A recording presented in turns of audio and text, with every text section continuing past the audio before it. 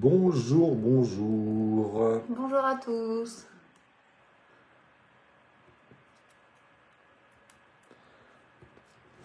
En place. Tout est en place. Normalement, ça devrait aller.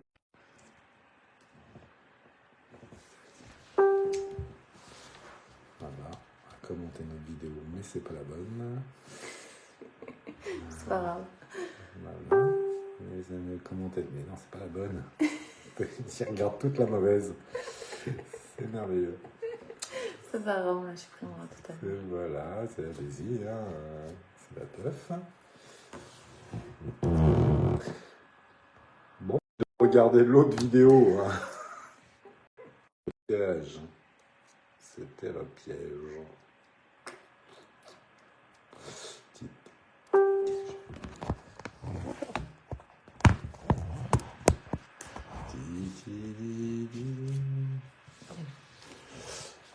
Une personne regarde. Evie, bonjour Evie. Coucou Evie. Salut Evie. Coucou Alain, parce que j'imagine que vous devez être ensemble. Voilà, et sinon vous avez de la pluie? Non, du soleil. Voilà. Donc bah, bienvenue. Hein. On va attendre encore Vous une êtes petite deux. minute. Antonia, ça y est. Hop. Super. Voilà. Là, je peux chanter aussi. Voilà, nous pouvons chanter. Ça va, c'est bon? Ah bah non, j'ai plus besoin de chanter. Coucou Antonia. Oh là. Voilà, alors, attendez, hop. Vous me dites si vous m'écoutez, hein. Je vais juste brancher une chose. Ouais, nous aussi on va on faire va un réglage au niveau du son pour qu'on Est-ce puisse que c'est bien bon? s'entendre. On est au max. Ah oui, bien bon. Je vous sais pas entendre. Oui, non, c'est que je vais retirer ça. Alors, petit moment. Tu nous entends bien? Là, vous m'écoutez? Oui, on Ok. t'entend.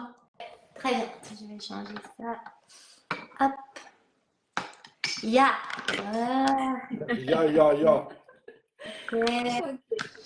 Bon, allez, on va lancer. Voilà, j'ai pris les Et là, on voit pas les On ponts. va attendre 2 minutes. Hein. Parce que là, pour l'instant, il n'y a pas grand nombre de connectés. On va attendre 2 minutes. Ok. Attends. avant Par contre, ce avant qui de m'embête, lancer. c'est qu'on n'entend pas bien. Non, on n'entend pas bien. On n'entend pas bien. Alors, je vais juste regarder si je peux mettre les écouteurs. On n'entend pas bien comme ça. Est-ce qu'il n'y a pas un... On ne peut pas régler le son Là, le micro. Juste Le en- micro, voilà. d'accord. Bon, comment ça va? Ça va? Et vous, ça va? Bah, Oui. allez, hein, tranquille. Là. T'es pas trop stressé? Un petit peu. Un tout petit peu, mais ça va, ça va. Content d'être là, de partager. Et... Ouais, je suis assez timide, mais on va voir. Comme nous, je te rassure. Oui. C'est trois timides qui se rencontrent. Qu'est-ce qui se raconte? Bah, des blagues de timide. Ouais, bah c'est bien. Bon, on va commencer. Qu'est-ce qu'on Ouais. dit? Après, on peut attendre si vous voulez, on Quelle peut heure il est? attendre un petit peu. Il est 19h01. Ouais. 19h01. Juste pour faire un petit récap, un petit... Hein? On va attendre encore 2-3 minutes, histoire de que les gens se connectent, parce que 19h, le temps qu'ils se connectent. Et puis, comme ils likaient toute l'autre vidéo, on a essayé, il faut attendre qu'ils arrivent. Oui. Alors, je vais... Donc, bah, vas-y, si tu voulais meubler. Hein, Ouais, oui. En attendant. Je voulais, voilà. Bienvenue à tous pour cette deuxième vidéo donc sur les partages et la découverte des traditions ancestrales et pratiques ancestrales.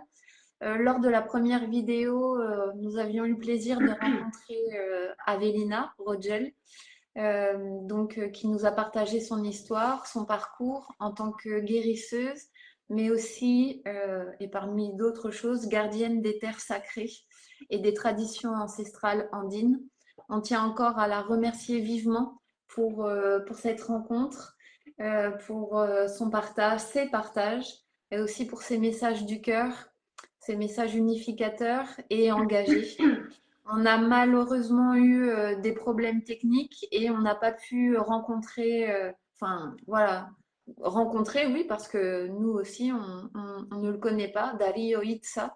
donc président du conseil gouvernemental du peuple Kitukara en Équateur. Donc on espère que la rencontre elle puisse se faire. De toute façon, on vous tiendra informé. Pour l'heure, aujourd'hui, c'est Antonia Pushpa qui nous fait l'honneur de sa présence. Merci à toi, Antonia, d'avoir accepté de vouloir te présenter, de vouloir partager et échanger avec nous sur qui tu es, sur ton parcours, sur tes traditions, sur ce que tu souhaites. Voilà. En tout cas, c'est avec un grand plaisir. On est là.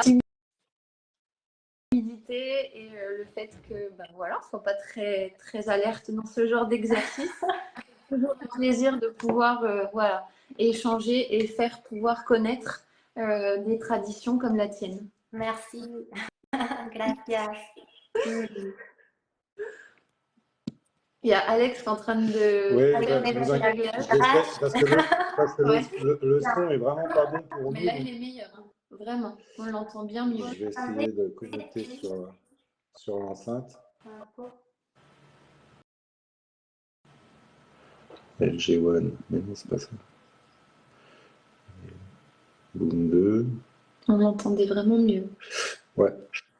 Au moment où, évidemment. Attends, j'arrive. Il va connecter à l'enceinte pour qu'on puisse bien t'entendre. Ouais, j'avais mis un petit micro, mais ça marche pas.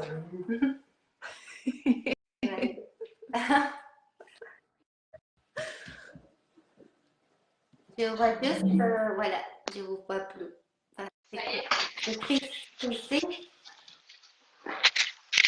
Coucou Cathy. Ah, je ne vous vois pas. En fait, je vous vois. En fait, la image est arrêtée. Du coup, je ne vous vois pas.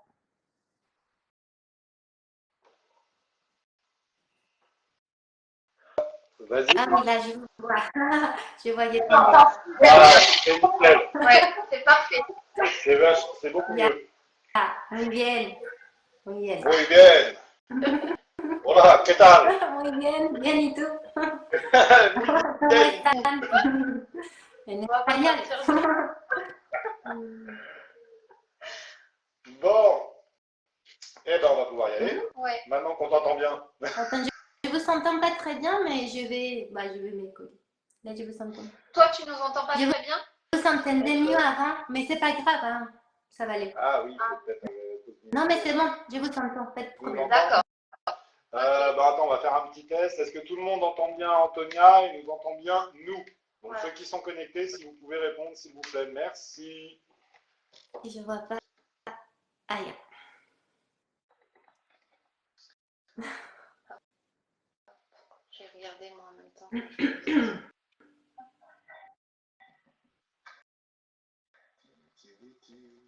T'as pris ta guitare?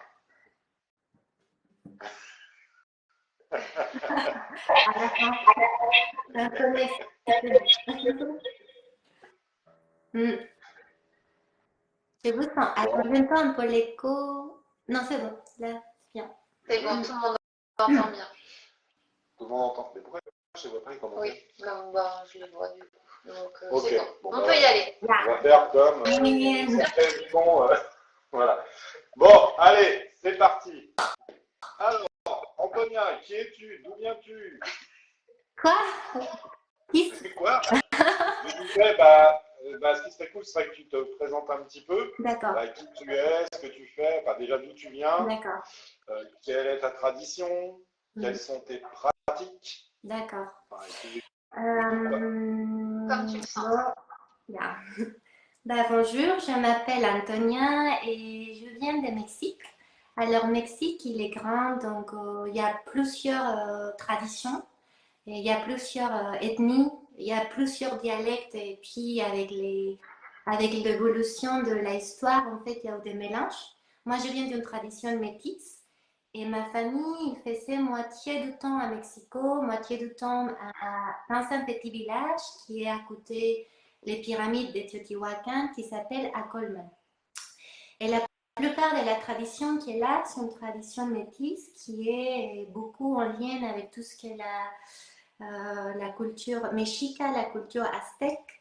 Et, et du coup, moi, j'ai beaucoup appris par ma mère, qui était quelqu'un qui était très dévoué à la voix du cœur, aux offrandes, à la prière, à les fleurs, à la nature. Et j'ai grandi un peu dans ce milieu. Et il y avait aussi mon père qui était quelqu'un qui connaissait beaucoup la tradition mexicaine, mais pas seulement la notion spirituelle, sinon vraiment la littérature, l'art, la musique, l'histoire, l'anthropologie et du coup beaucoup d'accent dans la musique aussi que lui il m'enseignait. Donc c'est comme ça que j'ai commencé et puis est-ce que je partage? Moi je partage en gros deux axes. Les premiers axes, c'est une chose que j'appelle la voix du cœur, qui est des rituels, des cérémonies, des choses qui sont simples, qu'on peut mettre tous en place pour se relier, pour établir l'harmonie avec la nature, avec soi et avec l'entourage, en fait. Et ça inclut différents rituels, ça peut être aussi la danse, les chants, les offrandes, les cérémonies, les plantes, et les retraites, les jeûnes. En fait, il y a tout un cosmovision de ce que je travaille pour créer tout un travail holistique qui va être individuel en chaque personne, mais aussi le travail en collectif. Et beaucoup en collectif, ça veut dire que les cérémonies, chacun va avoir une tâche et ça va circuler. Et un jour, tu vas chanter, l'autre va faire les tambours, le lendemain, tu feras l'offrande et le lendemain, tu vas faire les plantes, les préparations. Et c'est quelque chose qui tourne. Bien sûr, toujours c'est avec un guide, un curandero qui va guider l'espace aussi. Et je travaille aussi on va dire, en plus précis aussi, avec des travails plus profonds où il faut partir en retraite longtemps, en nature, isolé, en silence. Mais voilà, il faut être prêt pour faire aussi cette démarche. Donc, je travaille ces deux axes, à peu près. Encore. Tout ce qui est tradition mexicaine, mais bien sûr, dès là où je viens. Parce que il y a beaucoup de traditions au Mexique, ça va beaucoup changer du nord du Mexique au sud, au désert, plutôt les Pacifiques et les Caraïbes. Et là où je viens, c'est plus les centres du Mexique. Donc c'est vrai que c'est une tradition très mélangée, très colorée, très abondante. Et même dans la ville de Mexico et tous les entourages, parce que moi, c'est un petit village qui est en haut de Mexico, vraiment un tout petit village. Et en fait, Mexico, il y a 30 millions d'habitants. Donc, et les entourages, c'est genre 5 millions. Donc, même à côté des pyramides, il y a plein de personnes. Donc, c'est vrai que c'est hyper riche. Donc, je ne crois pas qu'il y a une tradition spécifique de cette zone géographique. En fait, il y a plein de curanderos, il y a plein de choses. Donc, moi, je fais tout simplement ce que j'ai connu, ce que je vais développer, et puis tout mon cheminement aussi spirituel. Donc, ça fait une vingtaine d'années que je chemine aussi. Voilà. Je sais pas si j'essaie d'expliquer. C'est pas mal. Et justement, quelles sont les méthodes, les pratiques de guérison traditionnelles que tu portes aujourd'hui avec ce que tu fais en France en ce moment? Ouais. On peut appeler ça, en Mexique, il y a le terme, plus que le terme de chaman, si il y a des chamans qui sont des parcours plus particuliers, mais nous on apprend c'est la courant des curandera. Donc curandera, ça veut dire quelqu'un qui, à travers des différents outils, de son expérience, de sa famille, sa culture, tu acquis certains savoir-faire pour travailler et l'accompagnement à des gens pour guérir. En fait, pour moi, moi, je vais juste accompagner la personne à créer cette relation avec la nature, à que la personne vit sa propre expérience et qu'à travers de sa propre expérience, il débloque les clés pour travailler sa propre guérison. En fait, moi, je vais juste mettre les graines dans la personne pour que cette personne puisse cheminer dans cette initiation mexicaine. Et ça va inclure beaucoup de choses. Je peux travailler des cérémonies, Mexique pareil. ces cérémonies de célébration. Donc, ça peut être par exemple la fête des morts, la cérémonie des ancêtres, et c'est pour vous la Toussaint. On fait tout un rituel, une cérémonie, on offrande, on fait à manger pour nos ancêtres, on fait une méditation, on travaille avec les plantes, et après on va danser, on va chanter, on va toute la nuit avec nos ancêtres. Et je fais aussi des cérémonies de cacao, de tabac et des rituels d'abondance. En fait, je change selon aussi les saisons, selon l'énergie, l'année. Et puis je suis très intuitive, ça veut dire que si je prépare quelque chose, mais je sens que les gens ne sont pas prêts, je vais changer, je vais faire plus fin. Pour des fois, ça m'arrive que je travaille avec des gens qui sont prêts et qu'ils ont beaucoup plus de facilité et je vais travailler autrement ou les envoyer à des autres personnes parce que ça m'arrive aussi et je n'ai pas les capacités pour guider quelqu'un qui a besoin peut-être d'un autre enseignement. Donc moi, je dirais, ma façon de travailler, c'est planter les graines et comme ça, après, la personne il fait son chemin. Et un de mes enseignements les plus importants que je dis à chaque fois, c'est parce qu'on peut suivre beaucoup de courants. Pour moi, la notion de spiritualité n'a pas de nationalité. Donc, je peux être mexicain, je peux être français. J'ai beaucoup appris maintenant en France de co-créer avec des Français pour intégrer mieux la médecine, pour expliquer plus la médecine, et moi aussi pour cheminer. Pour moi, c'est universel. Et ce que je dis à chaque fois, parce que souvent dans cet éveil de conscience qu'on voit aujourd'hui, qu'il y a besoin, on peut faire facilement. Il y a beaucoup de gens qui disent comment faire pour être chaman, comment faire pour faire ci, faire ça. Et je dis, il faut méditer en nature. En fait, pour moi, l'enseignante, c'est la nature. Donc, si tu veux t'initier à cette voie cet engagement, parce que c'est une responsabilité, il faut connecter avec la nature. Ça veut dire dédier la discipline, la pratique en nature. Rester en nature 1, 12 heures, 3 heures, 4 heures, 10 jours, 20 jours. Rester en silence, observer la nature. Par exemple, dans les danses aztèques, on appelle les nahuals. Les nahuals, c'est celui qui canalise les esprits des animaux de la nature pour l'incarner dans le corps et pour créer la danse. C'est-à-dire que si tu vas faire une danse au cerf, et du coup, tu vas observer les cerfs, c'est-à-dire tu vas en nature, tu observes les cerfs, tu vois ses mouvements, à quelle heure ils viennent en nature, comment ils marchent, comment ils interagissent avec la nature. En fait, tu vas vraiment créer cette connexion avec l'animal. Et c'est après que tu vas faire la danse parce que tu as déjà entré en connexion. Et c'est la même chose pour les plantes.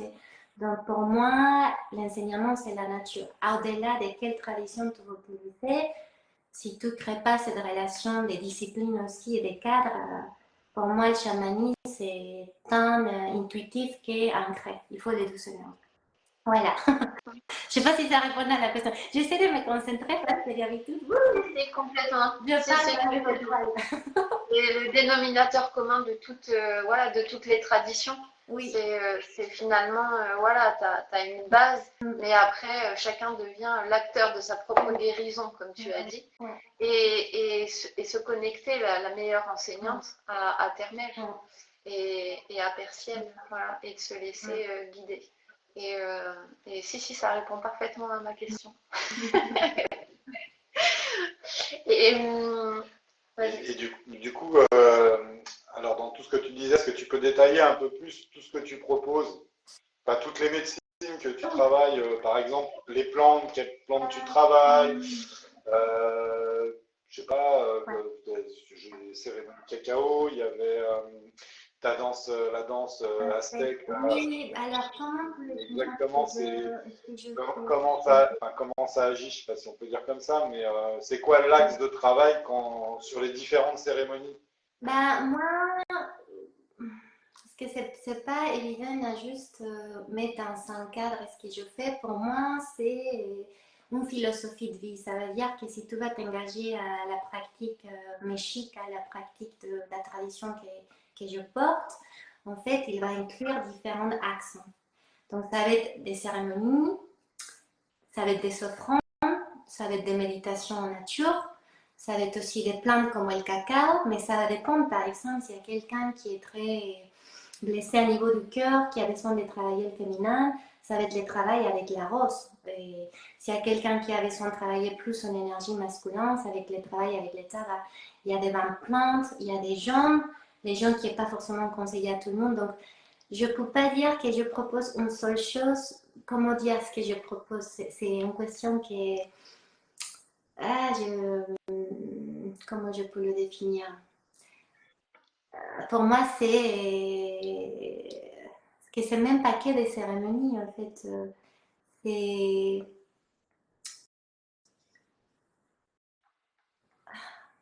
Comment je peux le définir? C'est une tradition, une façon de vivre, une philosophie de vie qui est inspirée dans la tradition ancestrale, mais elle va inclure plein de choses. Par exemple, quand on fait la danse aztèque, on va travailler les offrandes. Et les offrandes, par exemple, on les fait avec les collectifs au festival. On a travaillé un mois avant à faire des offrandes, donc aller à la nature, accueillir des offrandes, demander à des jours de nos entourages de donner des offrandes pour la cérémonie. On a aussi fait des prières 9 jours avant, 9 jours pendant, 9 jours après. On a fait l'hôtel, on a travaillé aussi la médecine des cacao, par exemple, pour donner pendant la cérémonie. On a travaillé la danse. On a travaillé aussi des purifications avec des bains de vapeur ou avec des plantes pour entrer dans la cérémonie. Donc, pour moi, c'est toute une cosmovision qui va inclure. C'est un peu comme un yoga mexicain. Je peux dire, c'est comme le yoga, il y a beaucoup de branches. C'est un peu ce que je propose. Et voilà. Et puis, ça dépend, parce que des fois, je peux partir 10 jours en nature. Là, j'étais 10 jours à peu près dans une diète des chênes. Donc, je travaillais avec un autre chaman qui travaille avec les plantes, qui a la tradition d'Amazonie. Et on a travaillé juste avec l'esprit de l'arbre de chêne. Donc, ça veut dire que les gens restent 10 jours, ils ne mangent pas, et ils prennent les chênes, et ils créent la connexion avec l'arbre. Et après, ils reçoivent des enseignements à travers des rêves et à travers la plante, des chants aussi. Les plantes peuvent t'enseigner aussi avec les rêves, où il y a des chants qui viennent quand tu connectes avec des plantes. Même dans ma tradition, et tu reçois par les rêves, tu reçois les chants. Et tu reçois les visions aussi, les visions de ce que tu vas faire. Et voilà. Ça rejoint un peu ce que Avélina expliquait sur l'esprit de la plante. C'est-à-dire que c'est pas juste à un moment, un instant, prendre telle plante.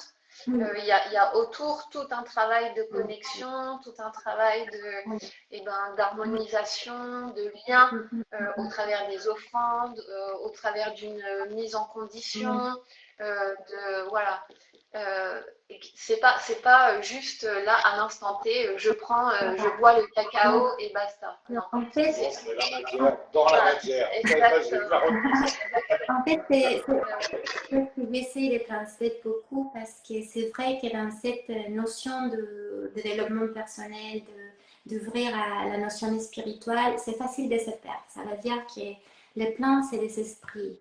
Les plantes, c'est la nature. Dans la nature, elle est lente. Ça veut dire quand tu vas manger une courgette, tu vas le planter, tu vas prendre soin de la plante, elle va pousser, elle va grandir. En fait, il y a un processus qui est naturel et qu'on doit respecter aussi quand on prend des plantes. Peu importe si c'est des plantes douces ou c'est des plantes plus fortes, mais il est important de respecter les étapes et préparer le corps, le mental, l'esprit pour pouvoir entrer en connexion avec une plante. Même si c'est le cacao, même si c'est la rose, c'est très important parce que la connexion avec une plante, c'est long. Ça veut dire quand tu diètes, moi j'étais en Amazonie 2 mois et on descend en janvier et j'ai aussi mois d'intégration. Ça veut dire que je travaillais 2 mois avec un arbre et j'ai attendu 6 mois d'intégration pour pouvoir accueillir un autre esprit des plantes. Et encore aujourd'hui, je reçois les enseignements de l'arbre. Et c'est ça qui est très important parce que là, je vois beaucoup de gens qui testent une plante de notre plante et j'ai goûté cette plante et cette plante et cette plante et cette plante. Mais en fait, si on ne le fait pas en conscience ni en préparation, tu peux créer une confusion de ton corps. Je connais des gens qui sont fait plusieurs plantes qui n'étaient pas prêts ou qui ne savaient pas assez préparer ou l'après. Et après, ils sont de retourner voir des chamans pour redresser aussi la plante. Parce que ce que je dis à chaque fois, et des fois on dit oui, les fleurs, les plantes magnifiques, oui, mais c'est des êtres vivants. Donc, ça veut dire comme nous les humains, on a la lumière, on a l'ombre. Donc, il faut maîtriser l'esprit de la plante. Parce que la plante, elle peut apprendre la lumière, mais elle peut apprendre l'ombre. Donc, il faut choisir la lumière. C'est quoi l'esprit bon et mébeau de la plante, non? Par exemple, je vais dire quelque chose très ouvert et je profite de cet espace aussi parce que c'est important de faire conscience à cet endroit-là. Par exemple, il y a une médecine du tabac qui s'appelle le râpé, qui est très connue et qui ça s'est diffusé très fortement en Occident. Mais ça doit se faire en conscience, tranquille, poussé, ça doit se préparer. Il doit y avoir une intention. Tu dois veiller le cadre énergétique. Tu dois avoir le temps pour intégrer l'enseignement de la plante. Et ça m'est arrivé dans des festivals de voir des gens qui prennent vite fait les rappels. Et voilà. Et comme j'expliquais, j'ai eu cette conversation dans une cérémonie la semaine dernière. Je dis, en fait, c'est la fuite. En fait, tu rencontres l'esprit de l'addiction. Parce que pas parce que c'est plante, ça veut dire que c'est tout lumineux. En fait, si tu utilises une plante chaque 5 minutes juste pour arrêter un petit peu l'émotion, du coup, ce n'est pas médecine. C'est addiction et ça crée une autre énergie. Donc, c'est pour ça que c'est important d'être très conscient de ce que tu rends dans ton corps, dans tes paroles, dans tes pensées, et qu'il faut travailler ces taxes. Les plantes, c'est une médecine très alignée. En fait, quand tu vas accueillir une plante, tu diètes, tu manges pas de sucre, pas de sel, tu fais l'abstinence sexuelle, il y a tout un cadre. C'est pas une question morale, c'est une question que le corps doit être désintoxifié pour créer cette relation avec la plante. Moi, je profite, je vous pète celui qu'il ne faut pas faire ci, il ne faut pas faire ça, il ne faut pas faire ça, il ne faut pas faire ça. Non, mais si, mais c'est Ah, bien, mais c'est important. c'est un peu le but de ces vidéos et de ces petites interviews que, ben voilà, parce que nous, ici, en France, en Occident, alors quand je dis nous, je suis plutôt dedans, moi, c'est pareil, hein. Bon, le râpé, je mets quand même des intentions et tout ça quand j'en fais, mais je suis plutôt du genre, comme tu disais tout à l'heure, voilà, je mets ma petite intention, mais je ne vais pas plus loin, en fait. Mais après tu m'arrêteras si je me trompe. Le râpé, il peut y avoir deux axes, en fait. Tu peux avoir l'axe spirituel, donc effectivement, où il y a une connexion avec la plante, même si dans les deux axes, de toute façon, la connexion, elle est là. Mais un axe où tu vas vraiment, comme tu disais, diéter la plante, faire connaissance avec l'esprit, vraiment voir comment ça se passe. Mais tu as aussi, pour le coup, je vais répéter ce que disait Avelina, tu as le truc aussi, la matière dans la matière. Le râpé, par exemple, il a quand même des propriétés, selon le râpé, selon la plante, évidemment, des propriétés qui sont quand même pour le physique, en fait. Oui, bien sûr. En fait, déjà, ma tradition s'appelle râpé. Donc, je parle d'une tradition qui est surtout d'Amérique du Sud parce que Mexique, c'est pas, on va dire, c'est pas la médecine, mais on s'échange des traditions. Pour moi, le râpé, c'est une médecine qui peut guérir des choses extrêmement profondes. C'est une belle médecine qui, si c'est bien fait, c'est précieux. Par contre, je dis ça aux gens, si vous allez prendre un râpé, à moi, lissez l'arbre que vous allez, parce que c'est du tabac avec un arbre. Donc, si c'est lupuna, si c'est saumana, si c'est sila, regarde l'arbre, regarde une photo de comment c'est l'arbre. Lis un petit peu de qu'est-ce que cette plante, comment elle grandit, comment elle est en nature, quels animaux sont en nature. Donc, crée cette lien de qu'est-ce que je rends dans mon corps. Ok, c'est une plante qui vient de l'Amazonie, de quelle partie, comment je l'intègre. Je pense que c'est important aussi, c'est respect de ces traditions. Parce que c'est vrai que c'est normal, ça va vite le monde, là on est le capitaliste, on va vite, on va tout vite, mais je dis à chaque fois les plantes sont lentes, mais moi dans ma tradition on va lente. Je suis encore jeune pour certaines choses, donc je fais beaucoup d'accents. Après, j'ai pas envie d'être celui de elle, ne fait pas si, encore une fois, mais c'est important parce que moi ça m'est arrivé déjà dans des cérémonies où les gens on abuse de la prise de râpé et ça coupe la connexion. Donc il faut vraiment aller tranquille. Mais c'est encore pas, je peux pas parler, il faut avoir un spécialiste de cette médecine, hein, parce que je travaille sur des autres choses. Mais je fais l'accent quand même. Eh ben alors justement, sur quelle plante tu travailles en Occident, je précise. Sur quelle plante tu travailles en Occident, Voilà, en bien, oui, France? oui, parce qu'il y a des plantes qui ne sont pas légales en France. Donc, moi, c'est vraiment des plantes comme le cacao et le tabac. Mhm. Et des fois, moi, par contre, quand je fais des nettoyages, je peux utiliser l'armoire, je peux utiliser le cyprès, je peux utiliser. Enfin, ça dépend ce qu'il y a à la personne, je vais utiliser des plantes. Mais nous, au Mexique, on utilise des plantes un peu pour nettoyer, on fouette un petit peu les gens avec les plantes. Comme ça, je sais qu'en Mongolie aussi, il me semble que vous savez. Ah, vous, c'est pas forcément avec des Oui, plantes, moi, c'est avec de vraies fouettes. au Mexique, ça fait un petit truc. Mais il y a aussi avec les plantes, effectivement, Oui, avec les oui. branches de genévrier. Et puis, une chose qui est aussi très importante pour ma tradition, je appelle ça le chaman du cœur, que c'est, en fait, quand il y a quelqu'un qui me dit, je suis perdu, je sais pas, je sais pas. Moi, je dis, retrouve les chamans du cœur. Et pour moi, le chaman du cœur, c'est allumer une bougie. Moi, je travaille beaucoup avec les bougies et pour moi, c'est tout te pose chez toi. Tu crées un espace sacré pour toi, chez toi, dans ta notion de spiritualité. Tu mets une petite bougie, même si c'est un tout petit bougie chauffe-plat. Tu te poses, tu regardes ta bougie, tu fermes tes yeux, tu médites et tu demandes d'où je viens, qui je suis, où je vais, qui c'est mon père, qui c'est ma mère, qui sont mes ancêtres. Et là, c'est le chemin de cœur. Pour moi, le début, c'est l'hôtel, les sacrés, mettre cet espace. Et c'est pour ça que dans toutes mes traditions, dans tout ce que je porte, il y a toujours son hôtel, il y a toujours une offrande. Et parce que pour moi, dans ma cosmovision, en fait, on, on donne, on offre pour recevoir.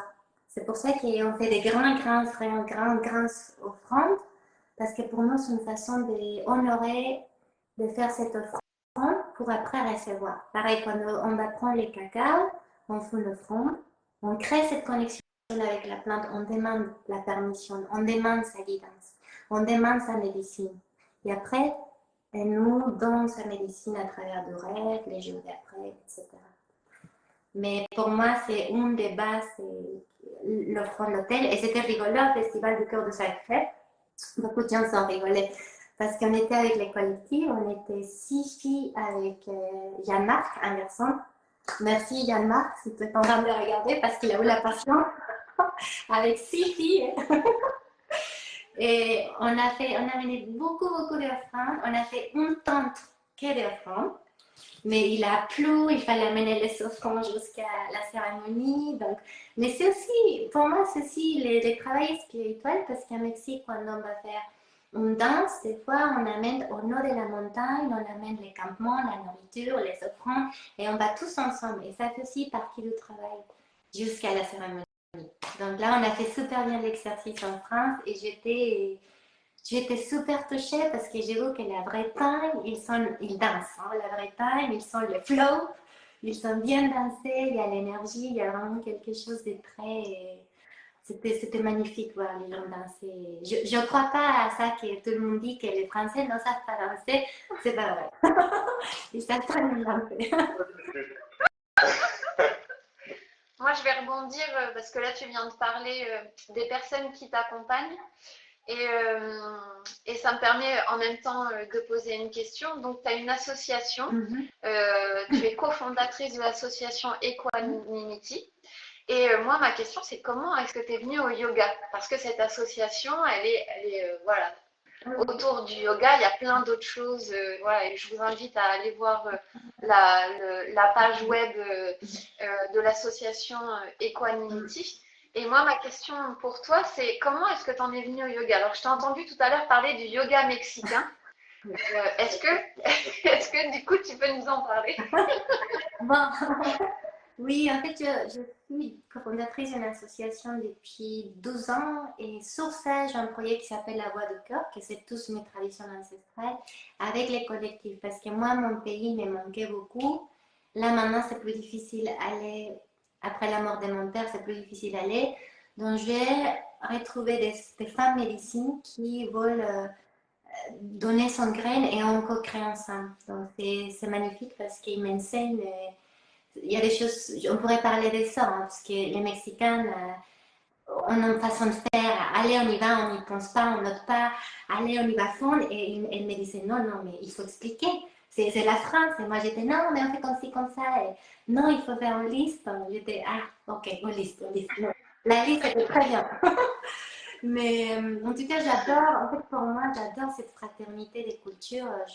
Waouh, je trouve que c'est magnifique et co-créé pour moi. Je suis pas mariée à l'église, c'est comme ça. En fait, pour moi, c'est waouh, en fait, tu m'enseignes, je t'enseigne et sur ça, on crée. Et pour revenir à la question, c'est le yoga, en fait, moi, j'étais un enfant très sensible depuis petit. Donc, pourquoi j'ai commencé jeune voir des chamans, c'est parce que j'étais très sensible. Donc, il a fallu gérer tout ça parce que c'est beaucoup de responsabilités. Des fois, c'est pas évident non plus gérer. J'étais très peureuse, c'était petit. J'étais la personne la plus peureuse du monde. Et maintenant, je ne le suis plus. Mais en plus, Mexique, c'est plus ouvert à ça. C'est ça que je dis ici. Parce qu'au Mexique, il y a toujours, dans chaque famille, il y a quelqu'un qui soigne. Il y a quelqu'un qui soigne, il y a quelqu'un qui fait des plantes, il y a quelqu'un qui voit des fantômes aussi. Donc, c'est vrai que le Mexique, c'est très riche et très abondant. Donc, qu'est-ce que c'était la question? Ah, si, le yoga. Bravo! Ah bah, je te félicite pas. Non, moi j'adore. Bon, le yoga, en fait, c'est parce que j'ai eu des traumas comme tout le monde en enfance. Et j'avais des tocs. En fait, c'est difficile pour moi de le dire devant tout le monde, mais ok. Non, j'avais des tocs depuis petit, mais très jeune. En fait, j'étais un enfant qui a eu des problèmes. Pour un enfant, c'était difficile. Et du coup, j'ai vécu comme ça il y a 18 ans. Et j'ai eu quelqu'un qui m'a dit, tu peux guérir ça. Et je me suis dit, ah, je veux guérir. Et il y avait la possibilité d'aller sur une médecine allopathique ou une médecine naturelle et moi, j'ai décidé la médecine naturelle. Donc c'est là où j'ai commencé à faire beaucoup de yoga, à travailler beaucoup avec des plantes. J'ai travaillé avec des chamans en Amazonie et j'ai réussi à guérir 98% des méthodes. Et c'était des tocs très fortes hein, pour un enfant. Et aujourd'hui, je peux dire que voilà, c'est pas le chaman qui a fait tout. Il fallait cheminer, il fallait travailler la discipline, le yoga, et c'est comme ça que j'arrive au yoga. Et c'est le yoga mexicain parce que le Mexique, ça mélange, en fait, ça mélange énormément la tradition des yogas, c'est pas la tradition indienne, en tout cas l'école où j'étais. Et non, non, non, non. Et bon, il y a un côté très mexicain parce que des fois, c'était l'anniversaire de la professeure de yoga. Donc, comme c'est le Mexique, tout le monde préférait aller le matin, aller manger des tamales, des tacos parce que c'était l'anniversaire de la professeure à lieu de faire du yoga. Donc, Mais en termes de pratique, c'est assez semblable parce que j'ai vu que tu proposais le Vipassana. tes souhaits. Vas-y, dis-moi. Le Vipassana. Vipassana. ah oui, oui, Voilà. moi j'ai fait beaucoup de vipassana. Ça va, c'est là-bas. Oui, oui, oui.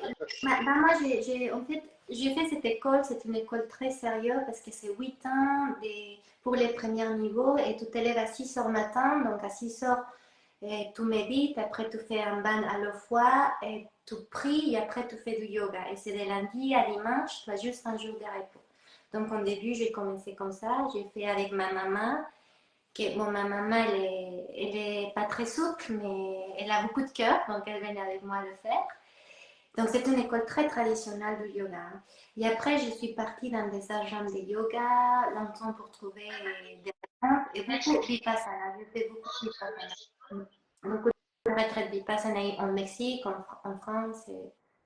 En fait, le yoga, ça m'a donné une base pour d'abord venir au cœur, qui est super important, je pense, dans les voies spirituelles, travailler la notion du corps aussi, pour ne pas aller trop dans les étoiles en tout cas.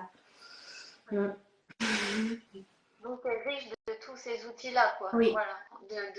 Comme tu disais, voilà, de tous ces outils-là. Et puis, tu en as fait ce que toi, tu avais envie d'en faire avec qui tu es. Et c'est ça qui est plutôt chouette, quoi. Ce mélange de toutes ces couleurs-là. qui tu es toi, où tu rentres pas forcément dans une case, mais où voilà, tu utilises tous ces outils-là pour œuvrer avec ton cœur, comme tu dis, et Ouais. puis proposer aux autres justement les outils qui leur serviront pour leur propre guérison. De toute façon, comme je disais, que tu me disais, tu es mexicaine, oui, mais la vérité, c'est que j'habite depuis 10 ans en France, 12 ans. Donc aujourd'hui, j'ai un cœur qui est aussi un petit peu franco-mexicaine et que je me suis aussi adaptée à cette culture. Donc pour moi, aujourd'hui, c'est un peu de tout. Et ouais, bah je le ressens comme ça. En tout cas, je suis sincère à moi-même. Je peux pas. En fait, je ne sais ce que je sais. Et il faut faire l'expérience. Parce que des fois, ils me disent comment c'est. Il faut venir. Il faut voir si ça te parle ou si peut-être ça te parle pas. Et puis, toujours pour moi, rendre service aussi à mon pays. On a fait aussi des actions en Amazonie. On a fait des. J'étais partie. Et j'ai fait des cours de yoga, des cours d'art, on a fait une piñata avec les gens de la communauté, avec les enfants. Donc pour moi, c'est aussi important, mais toujours c'est aussi faire circuler dans les deux sens, même à Mexico. Et du coup, tu es arrivé à quel âge en France? Je suis arrivée, j'avais 22, peut-être 22, 24 ans. Mm.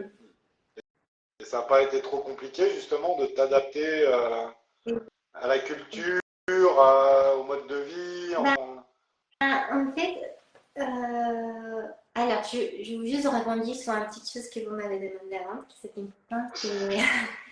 En fait, si vous voulez, j'ai cheminé longtemps juste dans la voie spirituelle, juste pour me retrouver. Et ça fait à peine 12 ans que je vais décider de travailler plus ouvertement les traditions du Mexique. Et c'est pour ça que j'ai accepté de faire les festivals et les collectifs. Et c'est à partir de la mort de mon papa. En fait, c'est avec la mort de mon papa que j'ai reçu la signe des ancêtres et de mon père que c'était bon, on pouvait tracer. Donc voilà. Et puis pour répondre à la France, bah, j'étais jeune. En fait, je suis venue en France un peu, la vie m'a amenée ici. Et j'avais une situation particulière à Mexique. Et du coup, j'ai l'opportunité de venir ici. Donc, je n'ai pas vraiment choisi. Du coup, c'est la vie qui m'a amenée ici. Oui, non, mais ça, après, ça, on va dire que c'est du perso, mais je veux dire au niveau de ton adaptation, en fait. Parce qu'au Mexique, tu vivais où? C'était dans un village, dans Et une ville?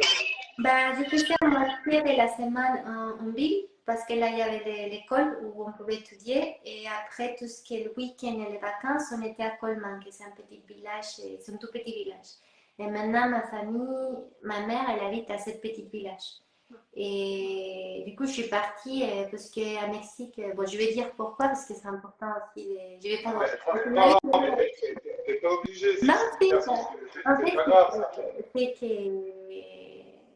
Ah, je sais pas si le dire.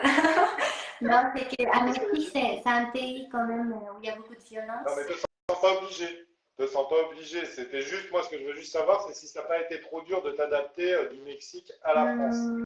Non, non, parce que j'aime bien la France. Je trouve que Bah, j'aime t'es quand même en beaucoup. Bretagne, quand même, hein. Mexique, Bah, Bretagne. les fois, par Ah, hein, contre, faut pas te les mettre plus fois, bas, hein. je sens que par contre, les climats, c'est difficile. Les fois, ah non, je dois dormir avec manteau. Non, les fois, c'est difficile, mais par contre, j'aime beaucoup les gens. Enfin, je sens que, je sais pas, moi, je suis pas trop de l'idée. Des fois, on dit les Français sont comme ça, mais moi, je trouve que non, il y a quand même un chaleur. Vous êtes quand même latin, donc j'aime beaucoup le fromage, donc j'aime beaucoup découvrir. Non, je prends beaucoup de plaisir à être en France. Bien sûr, ça me manque ma famille, la culture, mais Mexique, c'est un pays quand même d'insécurité. Il y a beaucoup de violence contre la femme, même des violences. Même dans ma famille, on a vécu des gens qui ont été tués. Enfin, vraiment, il y a tout un contexte qui fait qu'aujourd'hui, j'ai la peine du cœur parce que j'aimerais rendre service à mon pays. Mais en même temps, comme femme, je trouve que je suis une femme plus libre ici. Je peux sortir dans la roue et me sentir en sécurité que je vais arriver chez moi. Et à Mexique, même encore en France, j'essaie de toujours garder mon sac comme ça et je regarde s'il y a quelqu'un derrière et je cours à la roue s'il y a quelqu'un qui me suit. Mais c'est vrai qu'au Mexique, il y a quand même ça. Même si c'est un pays qui est magnifique, qui est plein de couleurs, qui est plein de cultures, c'est un pays de beaucoup d'injustice, beaucoup d'insécurité. Et moi, il n'y a pas longtemps, il y a eu quelqu'un qui était tué de la famille par... Voilà, il y a vraiment une situation des pays général. L'école, c'est pas si facile d'avoir d'accès. Enfin, comme tout, comme tout dans moi, je trouve que je suis honorée, bénie de pouvoir avoir une vie où je... Pour moi, la spiritualité, c'est la simplicité. En fait, moi, des fois, on met une attente, non? Je veux une maison, je veux savoir faire ci, je veux savoir faire ça, nanana. Mais en fait, pour moi, la magie, c'est aujourd'hui. Pour moi, la magie, la spiritualité, c'est une mère au foyer ou c'est prendre un petit cafecito et profiter de ton petit café dans la petite terrasse. Pour moi, c'est pas la spiritualité. Pour moi, il y a des gens qui n'ont jamais fait de chamanisme, ni de yoga, ni de méditation, mais ils sont plus spirituels parce qu'ils sont dans cette vérité en fait. Et moi, à travers de la maladie de mon papa, qui a été handicapé, qui a perdu toutes ses capacités, pas parler, pas pouvoir manger, marcher. Je me dis, mais en fait, des fois, on se met des problèmes pour rien alors qu'on est bien, on peut marcher, on peut parler, on peut créer. Donc pour moi, aujourd'hui, je ne fais pas de projection. Pour moi, la spiritualité, c'est aujourd'hui. Exactement, ça c'est bien dit. Ouais. Et donc, alors oui, donc, parce qu'on parlait, parce que je disais que tu étais en Bretagne, c'est vrai que les gens ne savent pas où tu es. Donc, bah, Antonia, tu es à Nantes, hein, si je ne dis pas de bêtises. Et, De Nantes, et c'est ça? en fait, c'est difficile parce que j'ai vécu à Nantes 12 ans, mais là, j'ai déménagé à Guémené, Panfo. Guémené, Démené, Guémené. l'andouillette. Hein? Oui, voilà. L'andouillette de Guémené. Oui, du coup, j'ai déménagé là, mais je travaille 2 jours par semaine à Nantes. Je viens dans l'association. Voilà, et ça c'était mon autre question, c'est bah, si les gens veulent venir faire une cérémonie avec toi ou faire un soin ou te rencontrer, donc tu reçois où est-ce que tu fais tes Et, cérémonies j'ai un planning, mais bon, là, je suis un peu en vacances, j'ai pas fait mon planning. Mais en fait, dans l'année, je propose des cérémonies selon la saison, selon les énergies à Equanimity, l'association où je travaille à Nantes. Mais je travaille aussi en nature près de Guémené, en Bretagne, et aussi je me déplace. Je ne connais pas beaucoup la France, donc s'il y a des gens qui sont intéressés, je peux venir jusqu'au bout de la France. Non, parce qu'en vrai, je ne connais pas tout de la France, je le dis à chaque fois, mais je peux bouger aussi, en fait. Hmm. Ouais. Mais sinon, il y a mon Facebook, là, je mets mes activités, ou avec Equanimity, la voix du cœur. Ouais, bah, Et je fais, hmm? on mettra les liens Oui, dans les commentaires du live, hmm. on arrive à savoir comment ça marche. Mais, mais oui, oui, on mettra les liens. Ouais. Et je travaille plus en cérémonie, en collectif, mais je peux faire aussi des nettoyages et des choses individuelles. Et ça dépend de la personne, ça peut être 2, 3 heures, ça peut être 12 jours.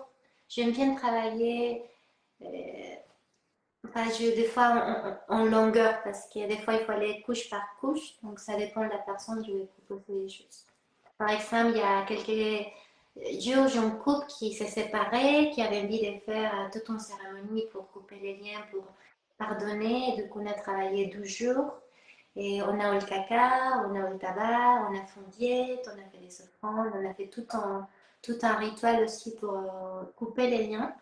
Donc, ça dépend. Vraiment, je fais au feeling et je me respecte aussi. Et si je ne peux pas, je ne peux pas. Et puis, il y a des choses que je ne sais pas faire. Donc, est-ce que je peux faire? Un programme voilà, personnalisé et puis aligné avec toi, quoi. Oui, Voilà. oui, Avec la personne, la problématique oui. et puis toi. Oui. Et je travaille beaucoup aussi avec un chaman végétaliste de l'Amazonie pour des diètes. En fait, des diètes précises des plantes. Et là, on part en nature et voilà, comme on l'a dit, déchets. Donc, si je résume, enfin, si j'y arrive, mais tu me coupes. Donc, cérémonie cacao, cérémonie râpée, honneur aux fêtes traditionnelles mexicaines, Equanimity, donc ton association sur le yoga, ton association sur le yoga. En somme, voilà, toutes ces palettes-là, c'est ce que tu peux proposer aujourd'hui. Et puis avec toute la simplicité et l'alignement que tu es, quoi, voilà, et que tu renvoies. On mettra de toute façon tous les liens en dessous pour voilà, les personnes dans ta tête, chant aussi, Oui, en soins individuels et en collectif. Et tu es en Bretagne depuis quelques années maintenant. Voilà.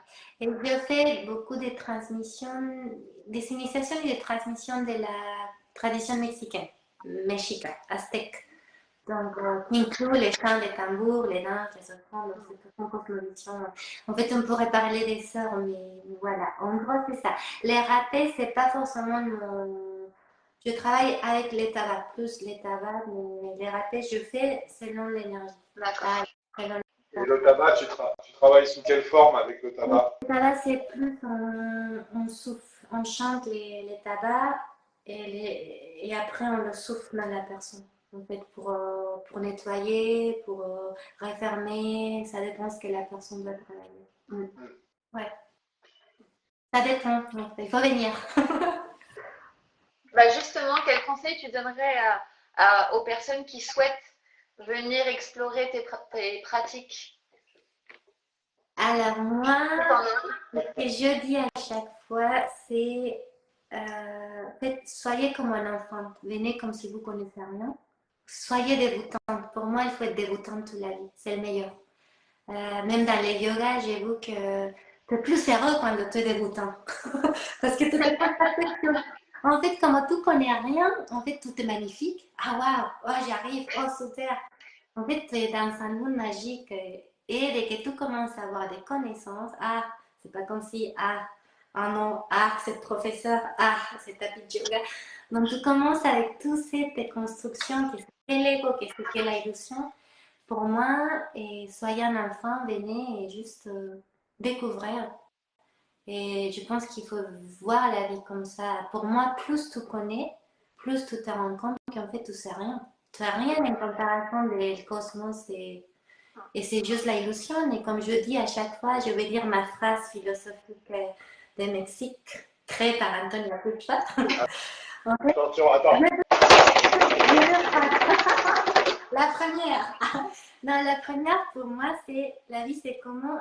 En fait, pour moi, c'est comme si tu as du chocolat. En fait, si tu as du chocolat, sois heureux, profite du moment, ne t'attache pas, et si tu n'as pas de chocolat, c'est pas grave. Donc pour moi, c'est ça la vie, c'est le détachement. En fait, si c'est là, chouette, sinon. Et puis j'ai une deuxième phrase. Je profite de cet espace. Et la deuxième phrase, je dis à chaque fois, pour moi, la vie, c'est une forêt.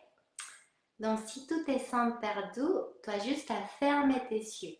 Regarder avec les yeux du cœur. Et depuis ton nez, tu as un arbre.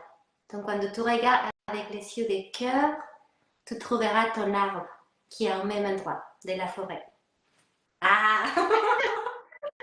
Et si en même temps que tu fermes les yeux, tu as une tablette de chocolat dans ta poche, eh ben t'es royal. Yes! Voilà. Oui. Je me dis, il ne faut pas se prendre trop sérieux non plus. Des questions Alors, un mot de septembre après. Ouais. Qu'est-ce que t'en dis? Bon, j'en dis pile ou face. T'as du chocolat? T'as du forêt? On peut, si tu le souhaites, passer aux questions, voir si les personnes qui sont présentes ont des questions à te poser.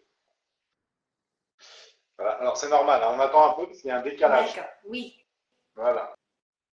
Donc tu as peut-être raison, peut-être qu'en attendant les questions. En attendant les questions, donc n'hésitez pas à balancer vos questions si vous en avez.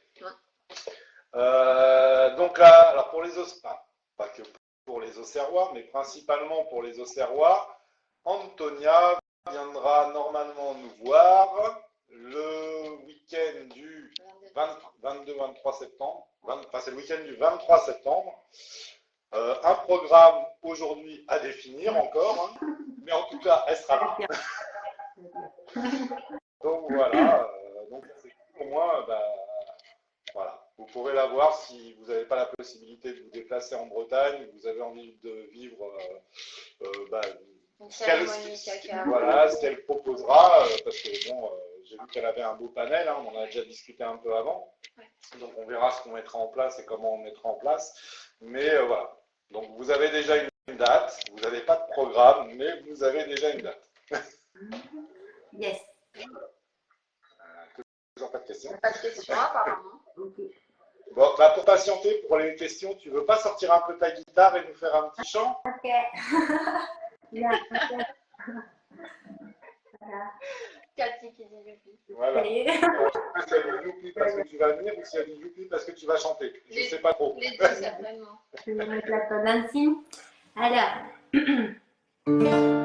c'est chante et c'est une prière et c'est un poème que j'ai composé et que c'est en nahuatl, c'est une langue, un dialecte qui se parle, c'est un des dialectes plus parlés et Au Mexique? à Mexique, dans la zone où je suis. Parce que bon, non, je vais me concentrer parce que là, je vais pas parler. Voilà, donc ça, c'est un poème nahuatl que j'ai fait quand mon père est décédé, dans une prière. Vous voulez quelque chose plutôt joyeux ou plutôt... D'accord. Tu le sens, la voix du cœur, écoute ce que tu as au cœur. Voilà.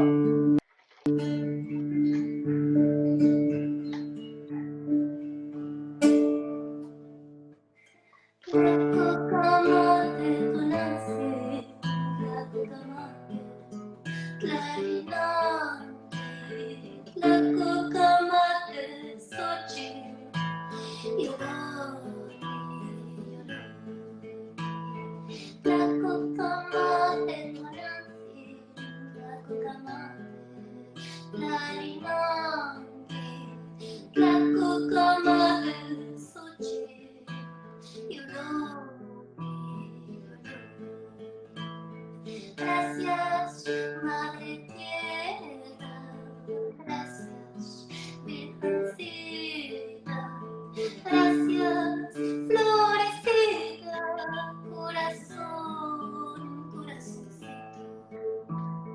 Gracias, Madre Tierra, gracias, Virgencita, gracias, florecita, corazón, corazoncito. Pueda sembrar semillas de amor en tu corazón, que pueda sembrar semillas de amor en tu corazón, que pueda sembrar semillas de amor.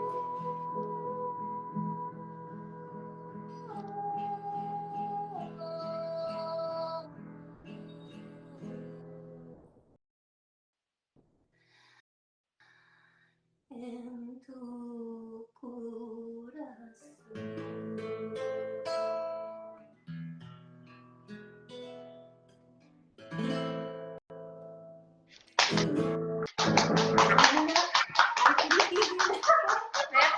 Gracias, Antonia. Merci beaucoup. C'était magnifique. Vraiment. Ya. Vraiment. C'est difficile de faire des lives, hein, parce Oui. qu'en plus, ça va rester enregistré. Non, mais là, tu as fait un grand pas parce que entre le fait de parler en live et puis de chanter devant voilà, plusieurs personnes, félicitations. Ya. Ça gère. Écoute, j'ai pas l'impression Tu as qu'il y posé des ait questions, toi? plus de questions. Bah, moi, j'ai posé. Il y a Natacha qui dit merci Antonia pour ta simplicité et authenticité. Hâte que tu viennes pour nous partager ta médecine. Ah, merci. Voilà, donc Natacha, c'est la troisième de l'association. Ah, gracias, gracias. Celle qui était avec nous aussi sur la cérémonie. Oui, waouh, merci. Bah, ça me touche beaucoup parce que je vous sais, vous, j'avais très envie de vous parler, mais je ne sais pas, parce que vous imposez quand même. Vous imposez. On a posé. Et c'est vrai que j'étais avec ma copine Dorothée et on s'est dit ça, moi j'aimerais tellement parler avec eux et je disais, bah si, on y va, non. Du coup, finalement, on n'a pas eu le temps, mais pour moi, c'est chouette. L'univers est bien fait de toute façon. Tout à fait. Peux-tu expliquer le nettoyage avec l'œuf? Oh, le nettoyage avec l'œuf. Alors, bon, il faut. Bah, déjà, au Mexique, c'est beaucoup la transmission orale. Et des fois, ils me demandent d'expliquer ou d'écrire. Mais pour moi, ça passe en fait de presque être à côté de la personne et la transmettre. Après, moi, je suis quelqu'un qui adore transmettre. Pour moi, l'énergie doit circuler. Le savoir-faire doit circuler. Mais en gros, le nettoyage à l'œuf, c'est. En fait, l'œuf est fait pour être fécondé. Donc, il reçoit l'énergie.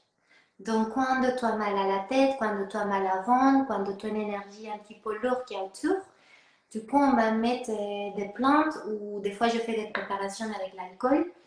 Et après, on va passer l'œuf à la personne d'une manière particulière, dans tout le corps, dans tous les espaces. Et après, on le casse avec un verre d'eau. Et du coup, on poulir l'œuf. Ça veut dire que dans l'œuf, on va pouvoir voir si tu as des infections, si tu as des maladies, si tu as des stress, si tu as aussi des questions énergétiques. Aussi, ça peut arriver que, par exemple, les enfants, ils sont très perméables. Du coup, à Mexique, on a beaucoup la tradition que quand il y a beaucoup de monde, après, on les nettoie l'œuf parce qu'il suffit un pensée, on regarde, on ne sait pas, donc il prend tout. Donc, tout nettoie l'œuf et après, selon ce que tu lis dans l'œuf, tu peux faire un diagnostic de ce que la personne a besoin. Donc, quand je fais par exemple un nettoyage, je vais commencer peut-être par un œuf pour voir à peu près comment c'est ton champ énergétique et comment ça va et quelle plante et quel outil je vais faire. Soit si j'utilise des tabac, soit si j'utilise des cacao.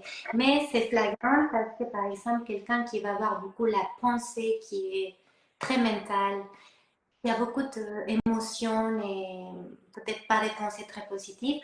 Des fois, l'œuf, il cuit presque. En fait, il est tellement chaud que c'est difficile à le casser. Il est presque cuit, en fait. Donc, l'œuf, il va refléter un peu l'énergie de la personne. Là, c'est le nettoyage à l'œuf. Et dans ma famille, en fait, c'est presque... On est la tradition de l'œuf parce que ma mère, dès que j'ai une semaine de naissance, je suis sûre qu'elle m'avait nettoyé avec un œuf. Et on a vécu avec la dame qui guérissait dans le village, donc pareil, ça a appris beaucoup. Et même mes enfants, quand ils étaient petits, sa mamie, elle était déjà en train de passer l'œuf. Et mes enfants, ils ne mangent pas de viande, donc un jour, on jouait à la dinette, on était en train de jouer à la dinette. Et moi, j'ai dit, est-ce que tu peux me faire un œuf? Et mon fils, au lieu de faire un œuf avec la poêle, il a pris l'œuf et il a commencé à me nettoyer. Donc, je dis, t'es bien mexicain, toi. Mais ça s'utilise dans toute l'Amérique latine, même en sud, et ça change vraiment de tradition. En fait, la branche des curanderas, c'est une branche où c'est vraiment, tu as des enseignements, mais il y a aussi beaucoup de la tradition de chaque. Ça change de famille à famille, et voilà, les plantes, tout ça. Voilà. Gaëlle te remercie. L'œuf permet d'émettre un diagnostic. Oui. Oui, du coup, c'est un nettoyage ou c'est un diagnostic? Et déjà, c'est un nettoyage. En fait, l'œuf, il va prendre toute l'énergie. Par exemple, des fois, ça arrive qu'il y a quelqu'un qui a beaucoup d'énergie.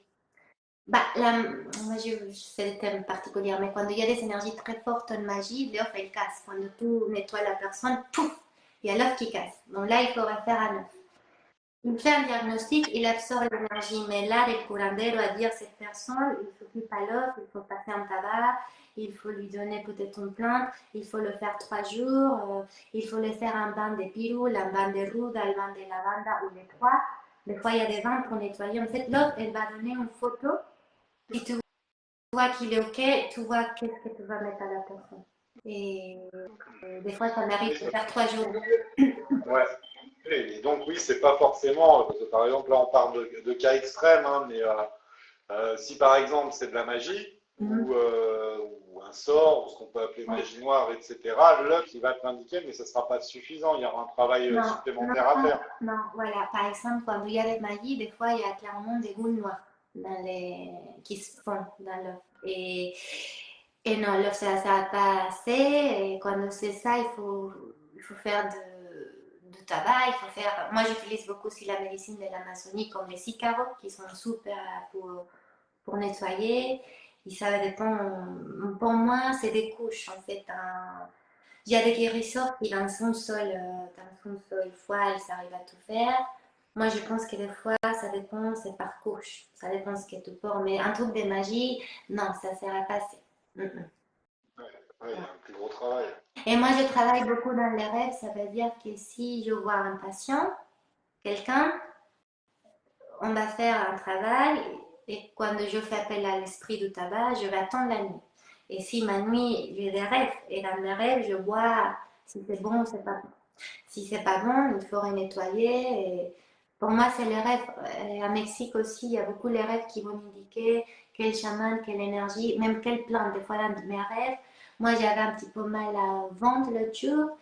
Et du coup, il y a mes rêves, il m'a dit cette plante. Et je dois trouver cette plante pour travailler. Donc pour moi, je travaille beaucoup aussi avec ça. C'est pour ça que des fois, j'aime bien que la personne reste nuit parce que comme ça, je peux lui dire, ok, c'est bon, on nettoie. Voilà. C'est chouette. Cool. Ouais, c'est super intéressant. Il y a Françoise Arminta qui dit: J'aimerais beaucoup assister à une cérémonie cacao avec toi, Antonia, le 23 septembre. Je ne pourrai pas être des vôtres car j'anime un cercle de tambour à cette date. À bientôt, j'espère. Ok, bah ça sera bon. Ou comme dit Gaëlle, peut-être une autre invitation à venir dans une autre région.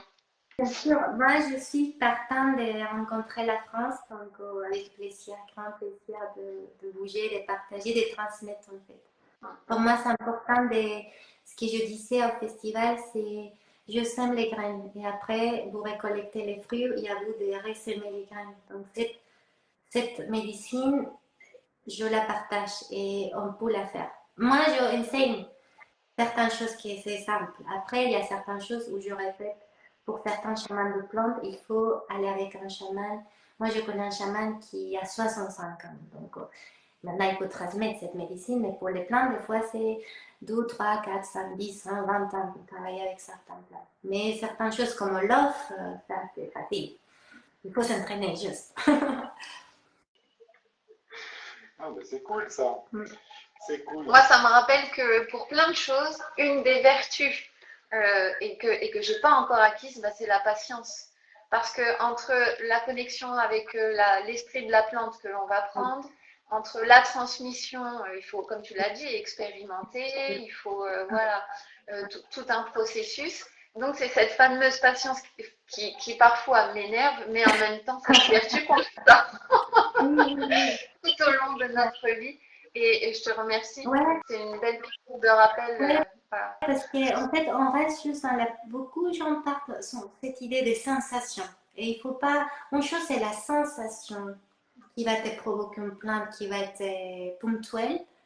Et une autre chose, c'est l'enseignement et la connexion. Et quand tu crées cette lien avec la plante, il va t'enseigner. Moi, l'art que j'ai diété en Amazonie, je vois aujourd'hui comment il m'enseigne. Parce que c'est un art pour soigner. Mais juste la tête, le ventre et la peur. Et il m'enseigne. Donc, quand je vois quelqu'un et je chante l'Icaro, il m'enseigne à quel endroit je dois. Et il faut être très en relation. Des fois, il ne faut pas avoir 10 plantes. Hein. Des fois, si tu as 3-4 plantes, c'est suffisant. Voilà. Mais patience, oui, bien sûr.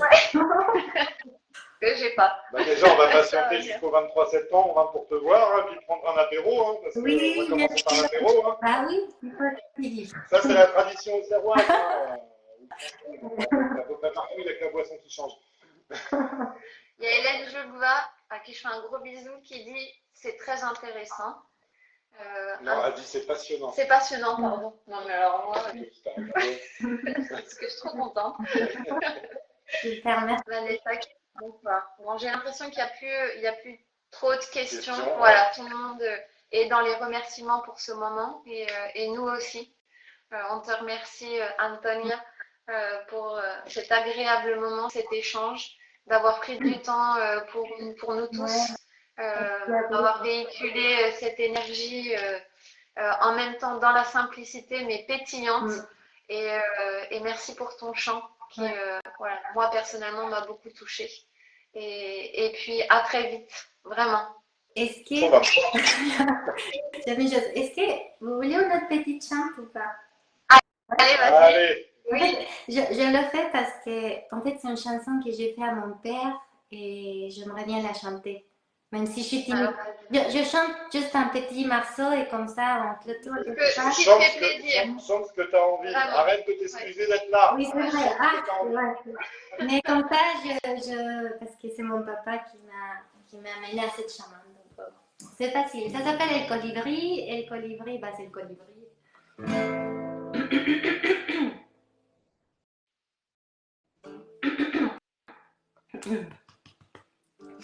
Alguien nuevo, tu corazón se estará visitando cuando en tu ventana tú vas mirando un pajarito que está avanzando con el colibrí, el colibrí, el colibrí, el colibrí, el colibrí. Nadie, este pajarito se va cantando, se va danzando, se va llevando el mensaje a la huella. Él está plumeando el colibrí, el colibrí, el colibrí, el colibrí. Mira que ese pajarito se va cantando, volando, llevando una miel de sus flores con agua para sanar y curar la piel del colibrí, el colibrí, el colibrí, el colibrí.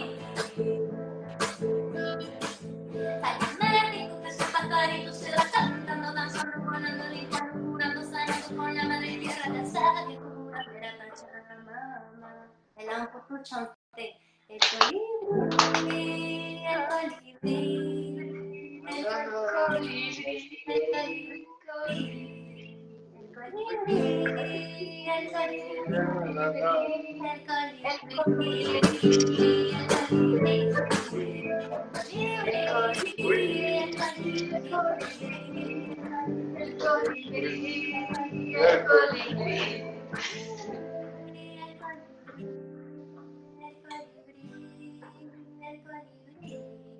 y ese aquel fue mi madre que decía que era mi padre el colibrí.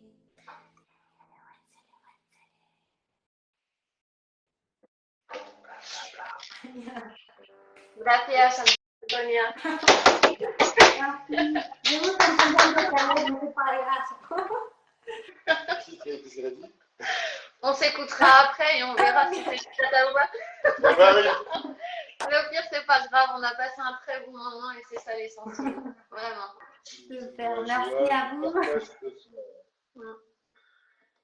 Bon, voilà. Tu regarderas beaucoup de messages de remerciements, beaucoup de messages de, voilà, d'amour, voilà.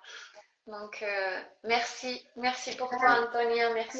Gracias et à Et bientôt. puis, au plaisir de se voir très bientôt. Ouais. Et oui, Ouais, ça va ouais. aller vite. Ouais, Merci. Ça va arriver vite. Bon, ben voilà. voilà. Bonsoir à tous. Gracias, hermanos. Merci à tous pour votre présence et merci à toi, Antonia. À bientôt. À bientôt. Salut. Adios. Voy a estar como ocupé.